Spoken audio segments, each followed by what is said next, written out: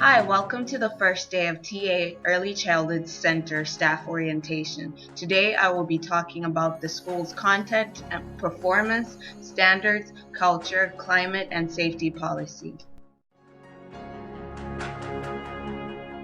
So many early childhood educators, researchers supported the fact that the first years of a child is very important and children should be given every natural possible opportunity to learn and grow.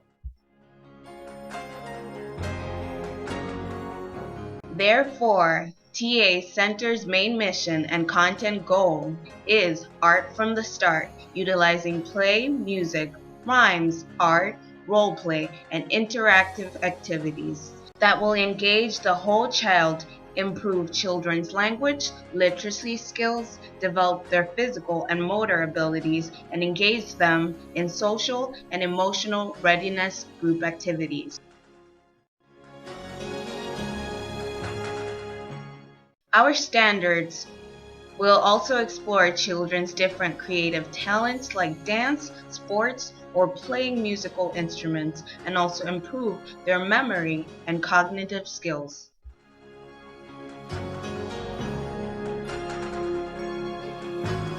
Play and movement is natural and instinctive. As humans, we develop our physical and mental skills in sequence right from the womb. Creative play experience is essential to increasing children's motivation for social interactions, building their curiosity, heightening their understanding, and develop their physical and motor skills. Play enables children to build their imagination and extend their knowledge and skills as they interact with their environment, with others, and on their own. Using play, music, and art to facilitate both literacy and early childhood experience is a brain-based learning teaching strategy that will benefit the development of a whole child. This type of experience gives children the proper engagement, which means they are fully involved in every activity physically, emotionally, intellectually, and socially.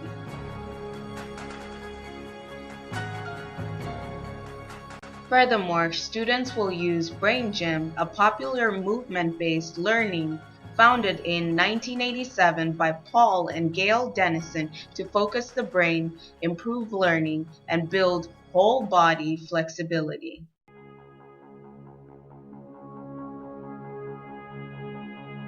PACE, which means positive, active, clear, and energetic, is the focus of Brain Gym, reminding students to stay hydrated while they build mindfulness with the 3 dimensions of movement, which is back to front, up, down, and side to side. This might sound really surprising, but no activity is too early to start. Yoga, from various researches and adult experiences, has been found to be very beneficial for both our emotional and psychological domain, and also to strengthen our flexibility. Yoga and movement is the foundation that can help prune, build, and strengthen our neurological pathways. So why not start early? The ABC of yoga for kids is a fun way to include movement and balance into literacy. All these various alphabetical poses are naturally integrative. They can help kids build their imagination and creative process and foster their retention in reading and phonemes. These forms of movement give children the freedom of movement and expression that will help them establish their sense of self and the world around them.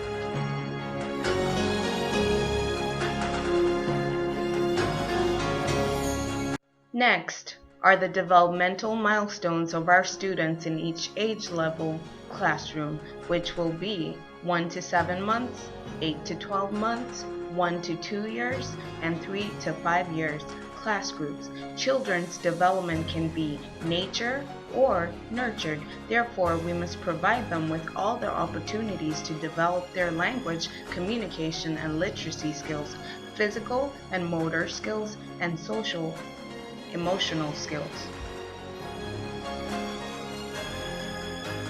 Erickson's psychological theory of child development from baby to 5 years defines humans growing from being solely dependent to totally independent beings.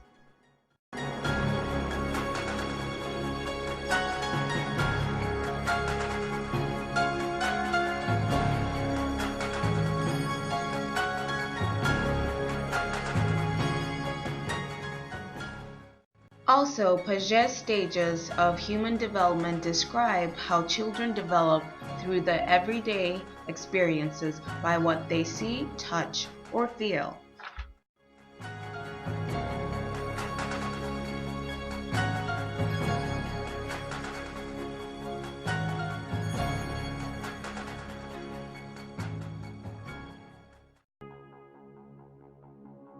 Each child develops at his or her own pace, so it may be difficult to tell exactly when they will learn a given skill, but there are general ideas of the changes that should be expected as they develop.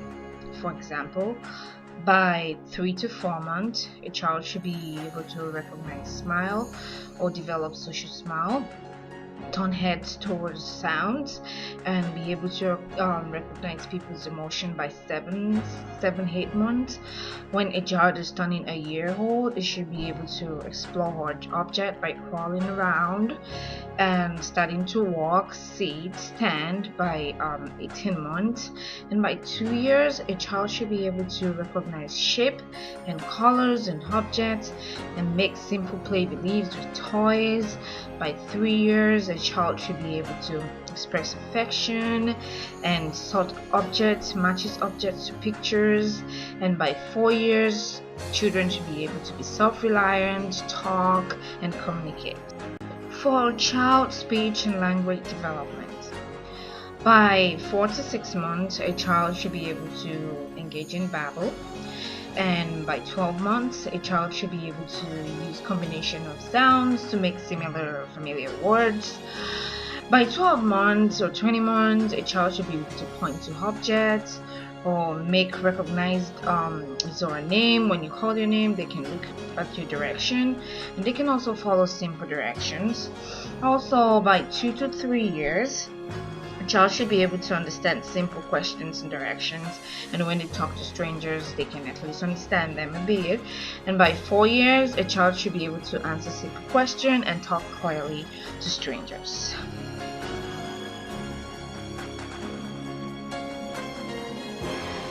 Children's fine motor development can manifest in the ability to grasp, reach for, and manipulate objects like their toys. They can put objects in their mouth, shake it, and transfer it from hand to hand. And also, they can feed themselves when they're about like 7 months. And also manipulating objects, they can use their whole hands. They can use one finger to hold their objects, and especially when using pencil skills, they can grow from just drawing scribbles to drawing a perfect shape like a circle or a triangle.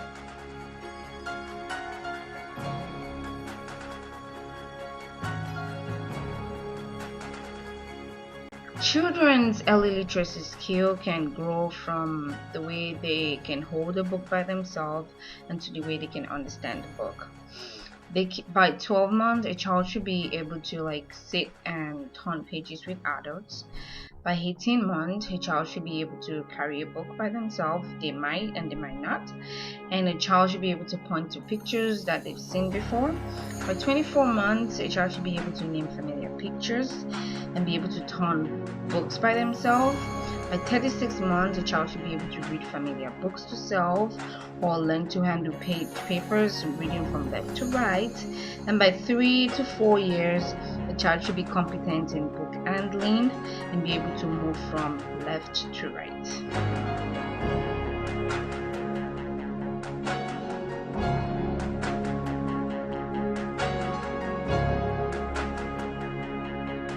Character education will also be an important aspect of our school's performance standards. Children need to develop their social skills as well.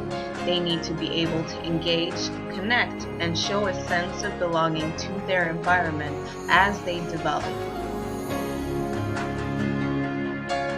Children at different age levels will show different social emotional developments. By 3 months, they smile well to people. By 6 months, they respond to their names.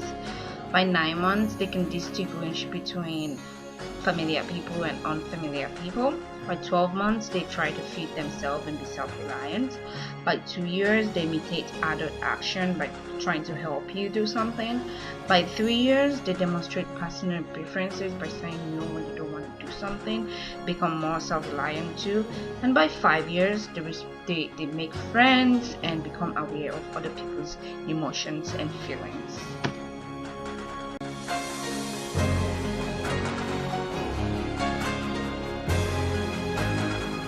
As teachers, we must teach and guide our students to appropriately identify, recognize, label, and express, communicate, and regulate their emotions and understand the emotions of their peers. Emotion recognition is part of the broad construct of empathy that encompasses emotion, understanding, and comprehension, and recognizing social cognition of facial expression and body cues.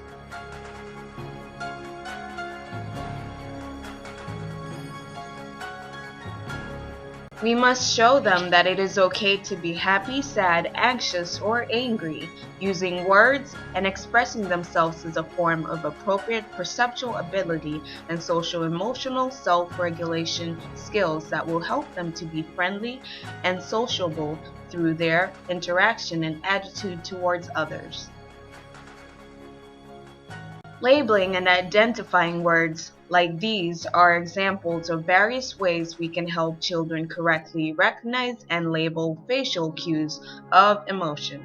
They will also assist them early in social interactions and lay the foundation for later social competence.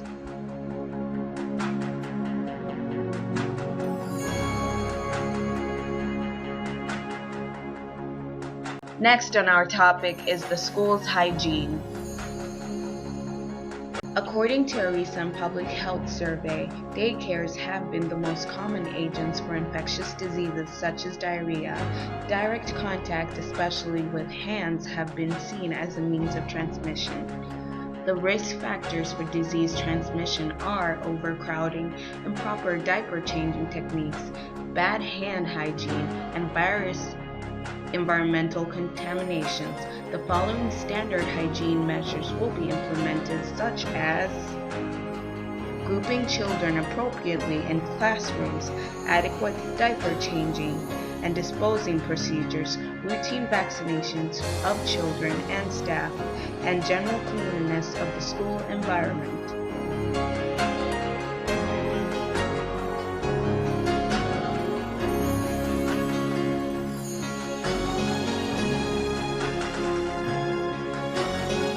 We all know that small children have habits such as putting objects into their mouths without the self-habit of hand washing and personal hygiene. Therefore, we need to inculcate simple preventative measures such as proper hand washing procedures with proper modeling from us. They will learn how to wash their hands properly so as to avoid germs.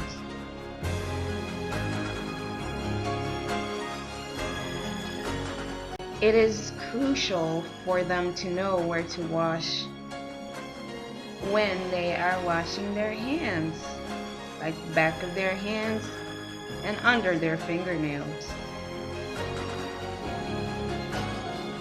We should also teach them the various times it is necessary for them to wash their hands. For example, washing of hands should be the first thing they do when they come to school in the morning, after playtime or recess outside, after contact with pure body fluids like blood, mucus, saliva, and after playing with their pet.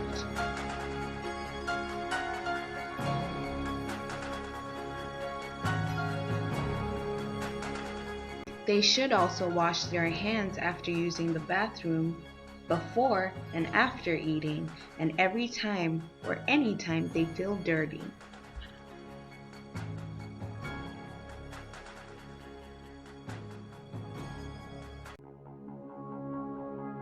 Furthermore, on personal cleanliness and hygiene, children need to learn healthy eating so as to prevent obesity or long-term health problems like metabolic syndrome, hypertension, diabetes, or cancer. Consuming adequate and quality nutritious food ingredients is a requirement for their physical and cognitive development. For small children, food must be served in an attractive manner and in a pleasant environment for them to be tempted to eat it. At this vulnerable age, children have different food likes and dislikes, especially when following up on habits from home. Some children might not like to eat vegetables or drink water and prefer to drink sweet things like pop or juice. But as the teacher, we need to help them know what is healthy for them according to their personal health issues like allergies, and help them lower risk of being overweight by giving them food and portion sizes that will be nutritious and beneficial to them. This means reducing the extent of extra foods and keeping consistency of food patterns and portions.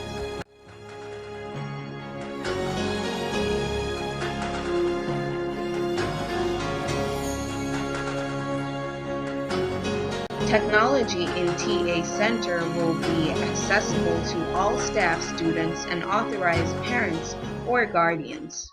Teachers and authorized personnel will have access to student daily updated records and data on school's webpage. This will promote effective communication of individual students' welfare among staff, parents, and management. Technology will give students the opportunity to learn with various digital gadgets from an early age. Learning with technology has been seen as a very important aspect of young children's life. It is engaging, interactive, and innovative. Through students' engagement with interactive technological tools, teachers can organize, produce, and manage students' social activity and relations with peers. Guided interactions can be used to recognize and develop children's existing competence like building their print literacy skills or recognizing digital text. Technology can also be used to produce mutual shared understanding or interpretation through peer interaction. Children can build their communication skills with peers through multimedia resources. For example, watching a video or playing a game popular among the same group age can initiate communal interaction, gestures, laughter, and gaze. Media programs and activities can promote pro-social behavior in young children, like learning to share, respectfully requesting for turns or chance, and accepting turn-taking. With technology-supported medias, teachers can create flexible participation with universally designed activities that will promote all children's participation in the classroom. Teachers can create planned activities that will present information with multiple means of representation, interpretation, understanding, and expression for all children. Another important aspect of our school's culture will be to create a supportive environment, promote conventional family and community involvement and connection. To help children maintain a balance, a stream of continuity of our school policy and legacy, it is important to provide an open door to parents, families, and friends of students. Parents play a vital role in facilitation of children's activity after school.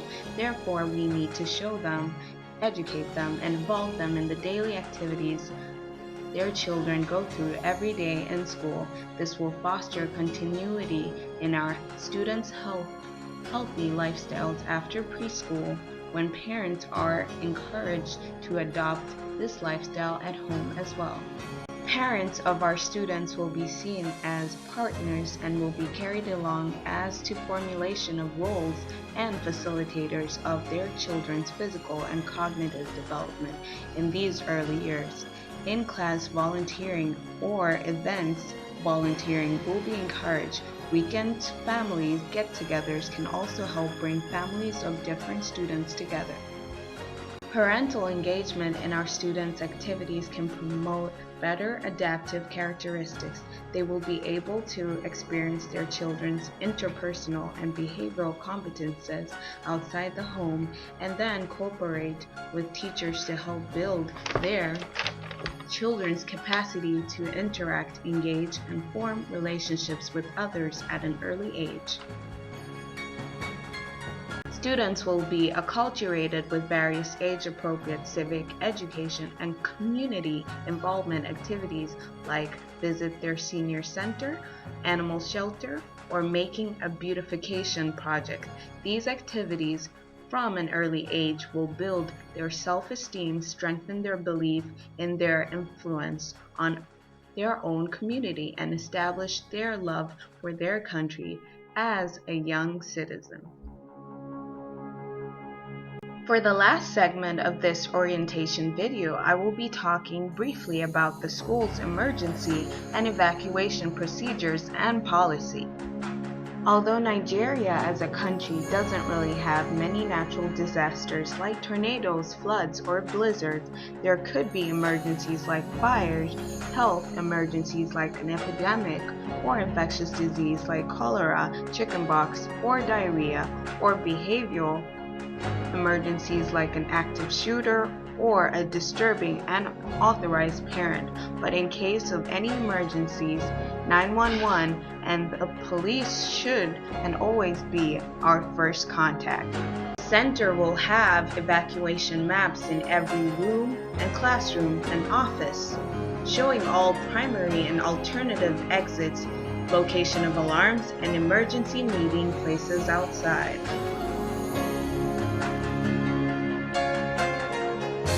And most importantly, always use the evacuation cribs for all babies, infants, and toddlers during every emergency. Once every month, there will be an emergency drill and emergency training for both staff and students, like lockdown procedures or learning how to operate the fire extinguisher.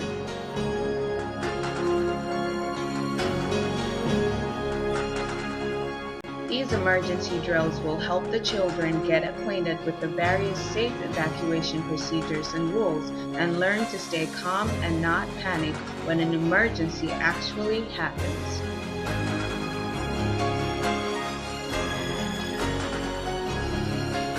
Also, in the emergency training, staff members will be given first aid training for any health emergencies that might happen in their class, such as cuts and bleeding, choking, burns, allergy reactions, fractures of broken bones, shock or respiratory failure, and so on.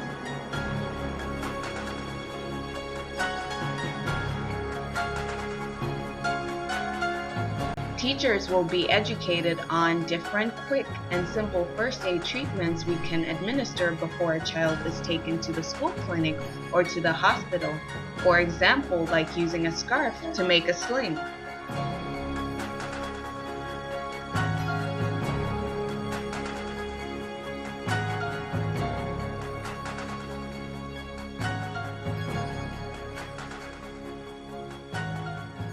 In conclusion, early childhood encompasses all our early experiences from the time when we first make sense of the physical world, forge our first social bond, and first learn to express and read basic human emotion.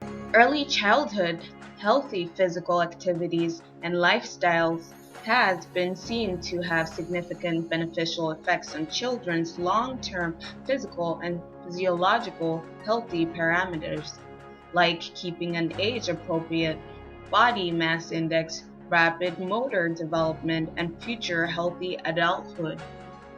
Therefore, our role as an early childhood caregiver and educator in TeeA's Early Childhood Center is to guide and teach these young generation the necessary curriculum that will provide them with the right developmental, appropriate experiences with fun to help them grow, learn, be active, and healthy as they interpret the world around them.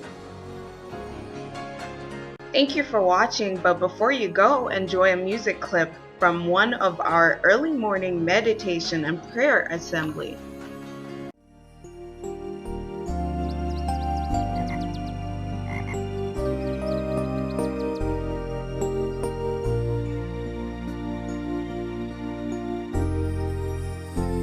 I'm breathing in, I'm breathing out as flowers bloom. The mountains high, the rivers high, the air that I breathe, I fly. I'm breathing in, I'm breathing out as flowers bloom.